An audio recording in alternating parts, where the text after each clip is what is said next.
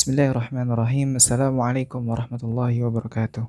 Alhamdulillahi wa kafa, assalatu wassalamu ala rasulillahil mustafa, wa ala alihi wa sahbihi wa man wafa. Asyhadu an la ilaha illallah wa asyhadu anna muhammadan abduhu wa rasuluhu la nabiyya wa la rasula ba'dah. Ma'asyiral muslimin, ikhwah sekalian yang insyaallah dirahmati oleh Allah subhanahu wa ta'ala. Alhamdulillah kita telah diberi berbagai macam nikmat oleh Allah Subhanahu wa taala yang sehingga untuk kali ini kita masih bisa mendengarkan podcast tentang sirah nabawiyah, kisah Nabi Muhammad sallallahu alaihi wasallam yang insyaallah kali ini adalah kisah yang terakhir.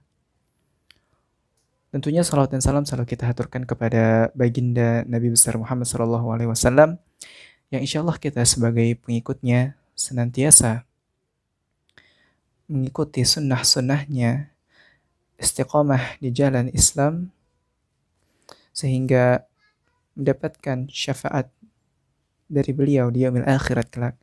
Amin ya rabbal alamin. Insyaallah kali ini dalam podcast kita yang terakhir berkisah tentang wafatnya Rasulullah SAW. Sebuah kisah haru, kisah menyedihkan, di mana waktu itu Rasulullah memasuki hari-hari terakhirnya di dunia ini. Akan terbagi dalam beberapa bagian yang insya Allah akan kita rangkum dalam satu podcast selama 10 menit. Kita akan mulai dari kisah tentang Rasulullah SAW saat jatuh sakit.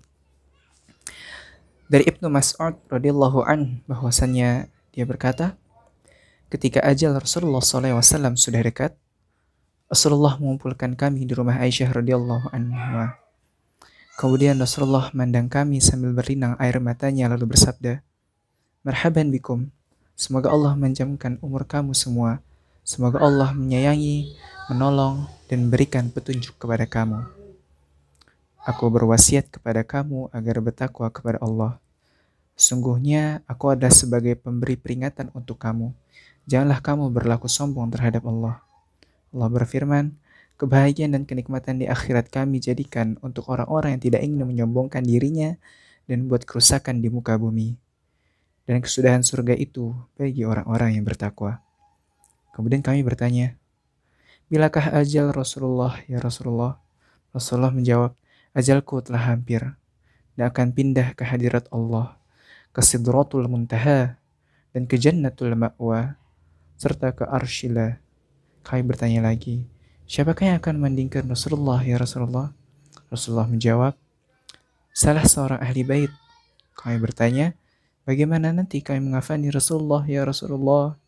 Rasulullah menjawab, "Dengan bajuku ini atau pakaian Yamaniyah." Kami bertanya, "Siapakah yang mensalatkan Rasulullah di antara kami?" Kami menangis, dan Rasulullah pun turut menangis. Kemudian Rasulullah bersabda, "Tenanglah, semoga Allah mengampuni kamu semua. Apabila kamu semua telah mandikan dan mengafaniku, maka letaklah aku di atas tempat tidurku, di dalam rumahku ini, di tepi liang kuburku. Kemudian keluarlah kamu semua dari sisiku." Maka yang pertama-tama mensalatkan aku adalah sahabatku, Jibril alaihissalam. Kemudian Mikail, kemudian Israfil, kemudian malaikat Israel, beserta bala tentaranya.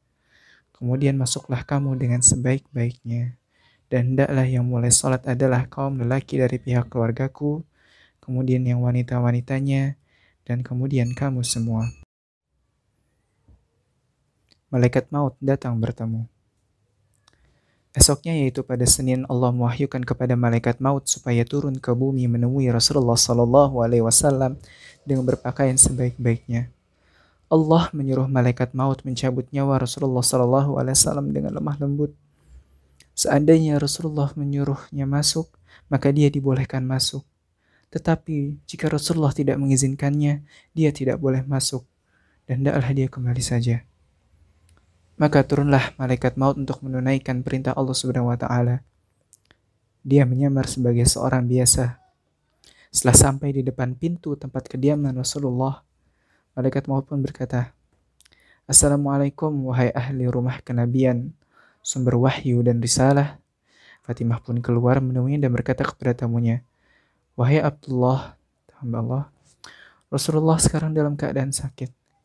Kemudian malaikat maut itu memberi salam lagi, "Assalamualaikum, bolehkah saya masuk?" Akhirnya Rasulullah Shallallahu Alaihi Wasallam mendengar suara malaikat maut itu. Lalu Rasulullah bertanya kepada putrinya Fatimah, "Siapakah yang ada di muka pintu itu?" Fatimah menjawab, "Seorang lelaki memanggil Rasulullah. Saya katakan kepadanya bahwa Rasulullah dalam keadaan sakit." Kemudian dia memanggil sekali lagi dengan suara yang menggetarkan sukma. Rasulullah bersabda, "Tahukah kamu siapakah dia?" Fatimah menjawab, "Tidak, wahai Rasulullah." Lalu Rasulullah menjelaskan, "Wahai Fatimah, dia adalah pengusir kelezatan, pemutus keinginan, pemisah jamaah dan yang meramaikan kubur." Kemudian Rasulullah bersabda, "Masuklah wahai malaikat maut." Maka masuklah malaikat maut itu sambil mengucapkan, "Assalamualaikum ya Rasulullah." Rasulullah SAW pun menjawab, "Waalaikumsalam ya malaikat maut. Engkau datang untuk berziarah atau untuk mencabut nyawaku?" Malaikat maut menjawab, "Saya datang untuk ziarah sekaligus mencabut nyawa. Jika Tuhan izinkan akan saya lakukan. Jika tidak, saya akan pulang." Rasulullah bertanya, "Wahai malaikat maut, di mana engkau tinggalkan Jibril?" Malaikat maut menjawab, "Saya tinggalkan dia di langit dunia." Baru saja malaikat maut selesai bicara, tiba-tiba Jibril datang lalu duduk di samping Rasulullah. Maka bersabdalah Rasulullah, "Wahai Jibril, tidakkah engkau mengetahui bahwa ajalku telah dekat?" Jibril menjawab, "Ya, wahai kekasih Allah." Detik-detik terakhir Rasulullah SAW. Tibalah detik-detik terakhir dari hidup beliau. Aisyah menarik tubuh beliau ke pangkuannya. Tentang hal ini dia pernah berkata, "Sungguhnya di antara nikmat Allah yang dilimpahkan kepadaku bahwa Rasulullah SAW meninggal dunia di rumahku pada hari giliranku dan berada dalam rengkuhan dadaku. Allah menyatukan antara ludahku dan ludah beliau saat wafat." Abdurrahman bin Abu Bakar masuk dalam sambil memegangi siwak. Saat itu aku merengkuh tubuh beliau. Aku melihat beliau melirik siwak di tangan Abdurrahman. Karena aku tahu beliau sangat suka kepada siwak, maka aku bertanya, "Apakah saya boleh mengambil siwak itu untuk Anda?" Beliau mengiyakan dengan isyarat kepala. Maka aku menyerahkan kepada beliau dan menggosokkannya ke mulut beliau. Rupanya gosokanku terlalu keras bagi beliau. Aku bertanya, "Apakah aku harus memelankannya?" Beliau mengiyakan dengan isyarat kepala. Maka aku menggosok dengan pelan-pelan sekali. Di dekat tangan beliau saat itu ada bejana berisi air. Beliau mencelupkan kedua tangan ke dalam air, lalu mengusapkannya ke wajah sambil bersabda, "Tiada ilah yang berhak disembah selain Allah. Sungguhnya kematian itu ada sekaratnya." Usai bersiwak, beliau mengangkat tangan atau jari-jari, mengarahkan pandangan ke arah langit-langit rumah, dan kedua bibir beliau bergerak-gerak. Aisyah masih sempat mendengar sabda beliau pada saat-saat itu. "Bersama orang-orang yang engkau beri nikmat atas mereka daripada Nabi, Siddiqin, Syuhada, dan Salihin. Ya Allah, ampunilah dosaku dan rahmatilah aku. Pertemukanlah aku dengan kekasih yang maha tinggi, ya Allah, kekasih yang maha tinggi."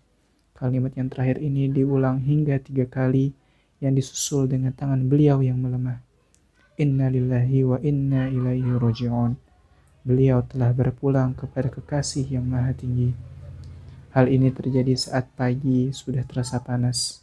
Pada Senin 12 Rabiul Awal 11 Hijriah. Beliau wafat pada usia 63 tahun lebih 4 hari. Sekian kisah hidup Nabi Muhammad SAW yang berakhir dengan wafatnya beliau pada hari Senin. Sudah seharusnya kita sebagai umatnya selalu istiqomah dan selalu mencintai beliau selama hidup kita. Karena suatu saat nanti di akhirat nanti, cita-cita kita adalah untuk bertemu kembali dengan beliau. Beliau sebagai suri tauladan. Beliau sebagai tokoh yang paling dicinta oleh seluruh umat muslim di dunia ini. Sekian. podcast tentang kisah hidup sirah nabawiyah Rasulullah SAW. Saya Abdul Razak Hanafi undur diri. Bila ada kurang dan salahnya, itu datang dari saya, dan sungguhnya kebenaran hanya datang dari Allah Subhanahu wa taala. Billahi taufiq wal hidayah. Wassalamualaikum warahmatullahi wabarakatuh.